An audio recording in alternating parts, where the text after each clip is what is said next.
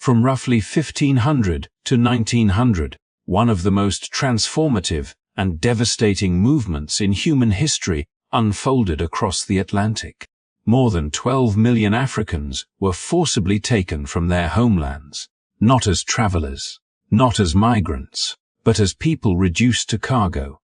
Entire lives: farmers who worked the land, artisans who shaped metal and wood, parents who raised children, sons and daughters with names and dreams were stripped of identity and compressed into numbers on shipping records. For many, the journey itself became a silent grave. This is not just a story about ships or trade routes. It is a story about how ordinary human beings were absorbed into a system that normalized cruelty, justified exploitation, and turned suffering into profit. The ocean did not simply separate continents. It became a space where humanity was tested, denied, and yet, in remarkable ways, resisted. Behind every statistic lies a voice that was silenced, a family torn apart, a future that never had the chance to exist. Yet history often moves too quickly past the darkest spaces. We speak of plantations, laws, and empires, but rarely pause to confront what happened in between on the ships themselves. What did it mean to wake up each day, not knowing if you would survive the journey? How did people endure the loss of home, language, and freedom all at once? And why did so many still find the strength to resist, even when the odds were overwhelming? In this video, we step into that forgotten space, not to sensationalize, but to understand, not to look away, but to remember. Because these stories are not distant echoes, they shape the world we live in today. If you believe history matters, if you think untold stories deserve to be heard, take a moment to like this video, subscribe to the channel, and share it with others. Your support helps keep these narratives alive. Now, let us begin. Once those ships pulled away from the African coast, the separation became final. The shoreline faded, and with it any remaining certainty that home would ever be seen again. What followed was not merely a journey across water, but a descent into a world where time seemed to stretch endlessly and survival itself became uncertain. The slave ship, designed for profit rather than people, transformed the ocean crossing into an ordeal that tested the limits of the human body and spirit. Below the deck, space was measured not in comfort but in inches. People were placed so close together that turning over required coordination with strangers whose languages they did not share. The air, trapped beneath low ceilings, grew heavy and stale within hours. With each passing day, breathing became more difficult, as if the ship itself was slowly closing in. Heat accumulated. Deeper in the seas, moisture clung to skin, and darkness erased any sense of night or day. For many, the first realization was that this voyage would not be survived by everyone on board. Chains dictated the rhythm of life. They restricted movement, pressed against swollen skin, and turned every shift of the body into a reminder of captivity. Weeks passed with little opportunity to stand upright, let alone walk. Food was scarce and unfamiliar, often swallowed not out of hunger but necessity. Clean water, when available, was rationed carefully, and sanitation was nearly non-existent. Illness spread quickly in such conditions, moving silently from one person to the next until entire sections of the ship were weakened at once. The physical suffering was only one part of the ordeal. Isolation weighed heavily on the mind. Many captives had been separated from family members long before boarding the ship, and now they were surrounded by unfamiliar faces, unfamiliar sounds, and an unrelenting sense of fear. The cries of the sick, the stillness of those who no longer responded, and the constant motion of the sea created a rhythm that was impossible to escape. Sleep, when it came, offered little relief, as exhaustion blended with anxiety and grief. As days turned into weeks, despair took root. Some lost the strength to eat, not out of defiance, but because the body simply gave in. Others struggled to hold on to memories of home, repeating names. So, places, and stories in their minds as a way of resisting erasure. Death, when it occurred, was swift and impersonal. Bodies were removed, and the space they occupied was quickly filled. As if nothing had happened, the ship moved forward without pause, carrying both the living and the weight of those already lost. Yet even in this environment, where control seemed absolute, moments of quiet resistance emerged. A shared glance, a whispered song, a refusal to surrender memory became acts of endurance. These small gestures did not change the structure of the ship or the length of the voyage, but they preserved something essential, the knowledge that those confined below deck were still human, still aware, still present. By the time land eventually appeared on the horizon, the crossing had already left its mark. Survivors emerged altered, carrying scars that could not be seen and losses that could not be counted. The ship had delivered its cargo, but at a cost measured not only in lives lost, but in humanity tested to its breaking point. The Middle Passage was not simply a route between continents. It was a space where suffering became systematic, and where survival itself was an act of quiet defiance.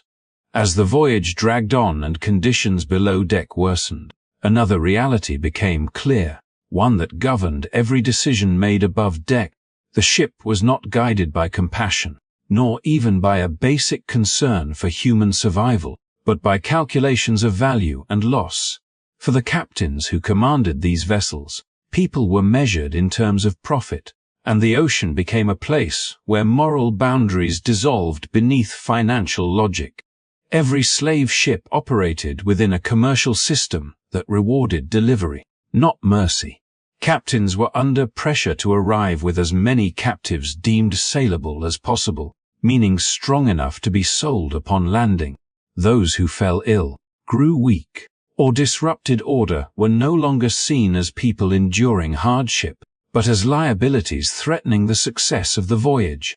When food or water ran low, or disease spread beyond control, harsh decisions followed swiftly and without debate. The sea offered a solution that was both final and convenient. Removing individuals reduced the strain on limited supplies and restored a sense of order among the remaining captives. Overboard became a wordless verdict, carried out with efficiency rather than hesitation.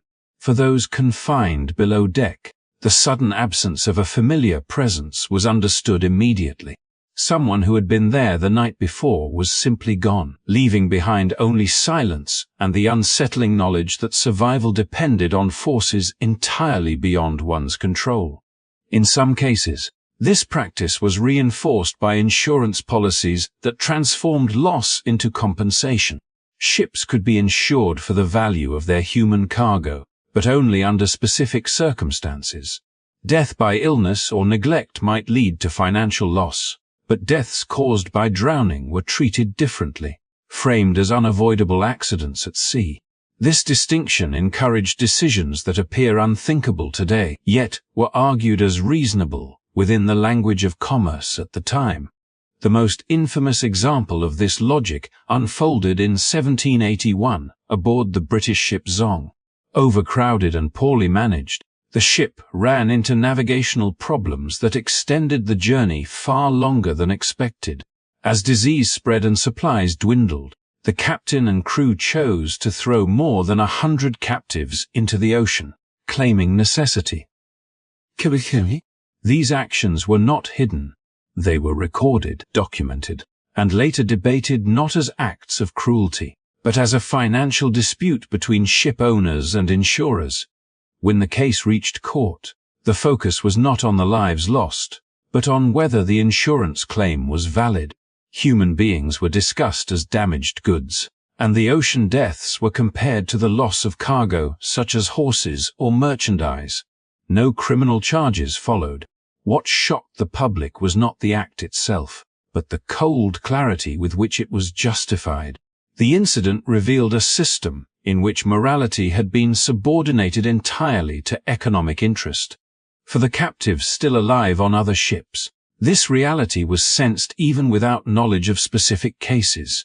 the threat was always present, hovering silently whenever illness spread or resistance emerged. It reinforced the understanding that survival was conditional, dependent not on innocence or endurance, but on usefulness as defined by the market waiting on the far shore. Yet history did not absorb these events without consequence. The Zong case, and others like it, began to expose the moral contradictions of a system that claimed legality while practicing calculated brutality. Public outrage grew slowly, unevenly, but it did grow. These stories became part of a larger reckoning, one that challenged the idea that profit could excuse anything done in its pursuit. Within the broader journey of the Middle Passage, these moments stand as stark reminders that the greatest danger did not always come from disease or hunger alone, but from a worldview that had learned to look at human lives and see only numbers on a ledger, balanced against the price of loss. Among the captives aboard these ships, women endured a particular dimension of suffering that compounded the already unimaginable hardships of the Middle Passage. The cramped, airless decks compressed bodies together, but for women, the dangers were not limited to disease, malnutrition, or physical exhaustion. The hierarchy of control aboard the ship, coupled with the absence of protection, meant that women were vulnerable to sexual exploitation from crew members, a daily reality hidden behind the sails and the wooden planks of the vessel. While men were often shackled in pairs and confined to the lowest decks, women might remain unchained in theory, but the freedom this suggested was illusory, a cruel inversion of liberty that left them exposed to the whims of those in power. Accounts from survivors and observers describe moments of coercion, intimidation, and brutality that were normalized under the guise of maintaining order or ensuring the marketability of the cargo. Women were subjected to violence that combined punishment with domination, their bodies treated as commodities within a system designed to extract value from suffering. Resistance, though brave and sometimes ingenious, carried immense risk. Attempts to refuse or evade abuse could lead to severe beatings, confinement, or even death. In many instances, captains and crew acted with impunity, their authority and the law itself offering no protection to those they held captive. Murder, whether through neglect, by overboard disposal, or deliberate violence, was rarely punished, a legal blind spot that reinforced the perception that the lives of enslaved women held no consequence beyond their economic worth. Illustrations and contemporary descriptions, such as those circulated in abolitionist campaigns, reveal not only the physical torment, but the psychological terror women faced. The close quarters amplified every sound, the groans of the sick, the cries of the children, the panic of those resisting, all layered over the rhythmic movement of the ship. The omnipresent fear of assault, combined with the uncertainty of survival, created an environment where despair and vigilance existed side by side. Even those who survived the voyage often bore permanent scars, both visible and invisible, that would shape the rest of their lives. Historians note that women's experiences on slave ships were complex, involving not only victimization but also strategies of endurance, negotiation, and subtle resistance. Some attempted to protect themselves or others, leveraging their understanding of the crew's assumptions, their own resilience, or the limited agency available on board. Yet these acts of survival could never erase the systematic nature of the abuse, nor the legal structures that allowed it to continue unchecked. Cases of extreme cruelty, like the repeated flogging or disposal of women deemed troublesome, demonstrate how normalized this exploitation had become within the maritime slave trade. The enduring lesson of these accounts lies not only in the acknowledgement of suffering, but in understanding the intersection of violence, power, and gender. Enslaved women carried burdens beyond the physical confinement of chains, enduring a social and sexual hierarchy imposed by those who saw them first as property and only secondarily as human beings. Their stories, though often marginalized in broader histories, reveal the layers of cruelty inherent in the Middle Passage and the ways in which resilience, courage, and resistance persisted even under the most oppressive conditions. In exploring their experiences, one gains a fuller understanding of the magnitude of suffering aboard slave ships, and of the human cost embedded in the pursuit of profit and control. Even in the most harrowing conditions, the spirit of resistance among those captured never fully surrendered to the chains, the suffocating heat, or the relentless oppression of the Middle Passage. On board the ships where survival often seemed impossible, Africans found ways to assert their agency, refusing to accept that their lives were merely cargo, or that their existence could be measured in pounds and shillings. Some turned inward, asserting control over the only thing left to them, their bodies and choices. Hunger became a weapon, a deliberate refusal to eat as a quiet act of rebellion against the system that sought to render them powerless. Others, when confronted with unbearable suffering or the certainty of death, chose to leap into the ocean, embracing a form of autonomy, even as it meant leaving the world behind. These acts of defiance, though tragic, spoke to the unbroken will of people who refused total erasure. Yet resistance was not only solitary or private. In hundreds of documented cases, captives organized themselves to fight collectively, transforming fear into coordinated action. Revolts took courage, planning, and an intimate knowledge of the ships and their routines. The risks were enormous, for crew members were armed and trained to suppress any challenge with lethal force. Still, the determination to reclaim freedom outweighed the danger. On ships like the Amistad in 1839, enslaved Africans seized control through coordinated action, demonstrating remarkable strategic thinking and resilience in the face of overwhelming odds. They navigated the ship, held the crew at gunpoint, and ultimately succeeded in returning to freedom, a story that would echo through abolitionist movements and inspire generations. Similarly, in 1841 aboard the Creole, captives overpowered the crew and redirected the vessel to Nassau, where they were freed, proving that organized resistance could overcome even the most tightly controlled conditions. These uprisings were more than isolated acts. They were a testament to collective courage, ingenuity, and the refusal to accept the imposed roles of subjugation. Even when mutinies failed, they sent ripples through the maritime slave trade, forcing captains to remain vigilant, tightening chains, and increasing brutality in attempts to prevent future insurrections. Yet such measures could never entirely extinguish the human desire for autonomy. The knowledge that resistance was possible, that rebellion could succeed, offered hope and a psychological reprieve, even if fleeting, from the crushing weight of captivity. Resistance aboard slave ships also revealed a profound moral and cultural complexity.